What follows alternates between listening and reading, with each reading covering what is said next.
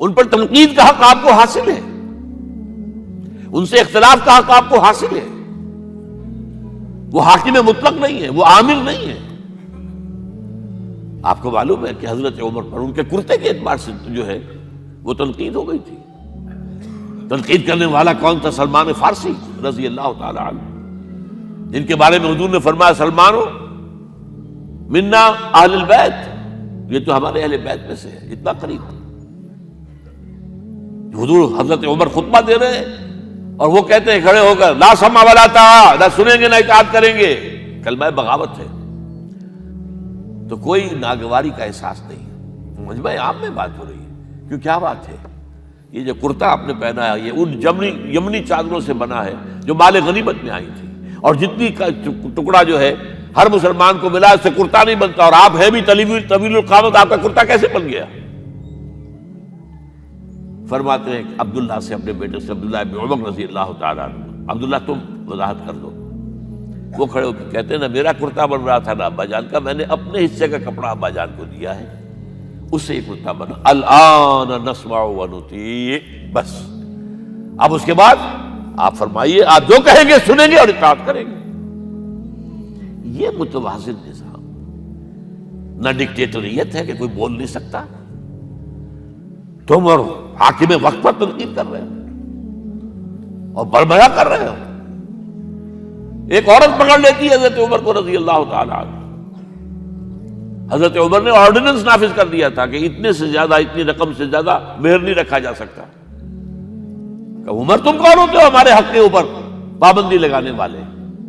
جب قرآن میں ہے وَآتَيْتُمْ إِحْدَاهُنَّ قِنْطَارًا، چاہے تم نے اپنی کسی بیوی کو ڈھیروں سونا دیا ہو تب بھی طلاق کی شکل میں واپس نہیں دے سکتے. قرآن قنطار کہہ رہا ہے، آپ کون ہیں روکنے والے؟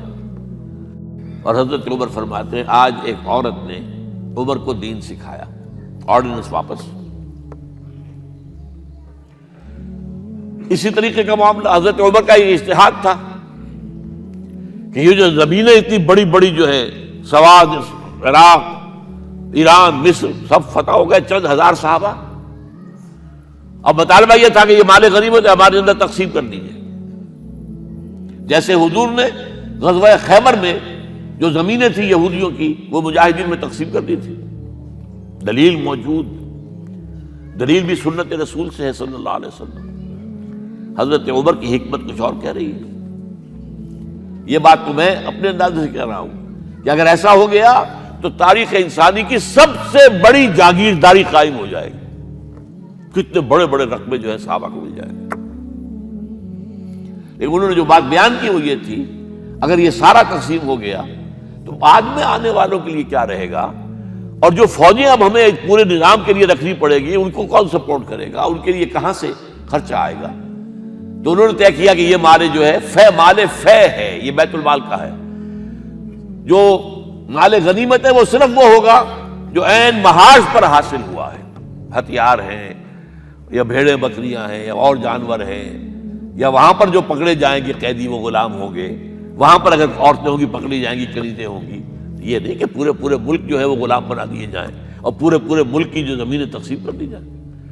بعض صحابہ کھڑے ہو گئے نہیں. اب حضرت عمر نے ٹریبونل قائم کیا ہے. 5 صحابہ اوس میں سے، 5 خزرج میں سے بیٹھ جائیے، وہاں اپنا بھی پیش کیا نقطہ نظر، باقی انہوں نے بھی کیا. وہ ٹریبونل نے فیصلہ کیا کہ عمر کی رائے صحیح ہے رضی اللہ تعالیٰ. یہ نظام سید القوم خادمہم، یہ اگر کوئی کہتا، اگر یہ مثالیں نہ ہوتی تو کہتے کیا تمہارا دماغ خراب ہوا ہے، یہ شاعری تو تم نے اچھی کر دی ہے، سید القوم خادمہم کبھی ہوا ہے؟ لیکن عمر نے بن کے دکھایا ہے. رات کے گشت پر ہے اور ایک عورت کے کراہنے کی آواز آئی ہے، معلوم ہوا کہ درد ذہن میں مبتلا ہے اور کوئی اس کے اٹینڈ کرنے والی کوئی خاتون نہیں ہے. گھر سے گئے ہیں، فرسٹ لیڈی اپنی اہلیہ کو لے کر آئے ہیں، انہوں نے اٹینڈ کیا ہے، اور اس کے بعد بچہ ہو گیا تو اندر سے ان کی اہلیہ کا امیر المومنین مبارک ہو بیٹا ہوا ہے. ایک اور دفعہ اسی طریقے سے گشت پر تھے، ایک گھر میں سے بچوں کے رونے کی آواز آئی. معلوم کیا کہ ایک خاتون ہے اور بچے ہیں، کھانے کو کچھ ہے نہیں. اس خاتون نے کہا میں نے یہ آگ کے اوپر جو ہے ہانڈی رکھی، اس میں پانی ہے، اور بچوں کو میں بہلا رہی ہوں کہ کچھ پک رہا ہے، ٹھہرو ذرا صبر کر لو، اسی طرح سو جائیں گے بھوکے۔ کانپ گئے حضرت عمر، گئے بیت المال سے اور بوری گندم کی لے کر اپنے کندھے پر، اپنے غلام سے کہا میرے کندھے پر رکھا، اس نے کہا میں لے چلتا ہوں حضور۔ نہیں، قیامت کے دن تم میرا بوجھ نہیں اٹھا سکو گے۔ اور وہ اپنے کندھے پر لاد کر لائے ہیں اور وہاں کھانا تیار کروایا، بچوں کو کھلایا ہے۔ یہ نظام، یہ ہے رحمت للعالمینی کا مظہر۔ یہ جان لیجئے سیرت محمدی صلی اللہ علیہ وسلم کے جب آپ مطالعہ کرتے ہیں کہ وہ سارا انقلابی جدوجہد کا دور ہے، اس میں ابھی نظام کی جو خوبیاں ہیں وہ پورے طور پر سامنے نہیں آئی تھی۔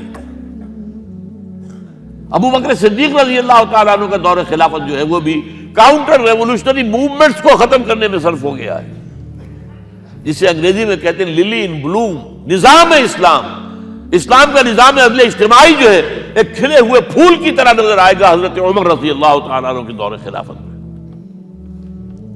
مساوات کا اندازہ آپ کر سکتے؟ کوئی خلیفہ وقت سفر کر رہا ہے بیت المقدس کا، کتنے کئی سو میل، میرے کم سے کم 500 میل تو ہوگا مدینے سے بیت المقدس۔ ایک اونٹنی ہے، ایک خادم ساتھ ہے، اسی اونٹنی کے اوپر راشن بھی ہے راستے کا، لہذا ایک وقت میں ایک آدمی سوار ہو سکتا ہے، دو نہیں۔ ایک منزل خلیفہ اوپر بیٹھے ہیں اور خادم آگے چل رہا ہے نکیل پکڑ کر، ایک اگلی منزل میں خادم اوپر بیٹھا ہے اور خلیفہ آگے جو ہے نکیل پکڑ کر چل رہے ہیں۔ جب آخری منزل آئی تو وہ خادم کی باری تھی اوپر بیٹھنے کی، اس نے ہاتھ جوڑ دیے کہ خدا کے لیے لوگ کیا کہیں گے، مجھے کہیں گے تمہاری یہ جرت۔ فرمایا نہیں، الدور دورک، نہیں، یہ تو حساب کا معاملہ ہے، میتھمیٹکس کا معاملہ ہے، یہ تمہاری باری ہے، بیٹھو۔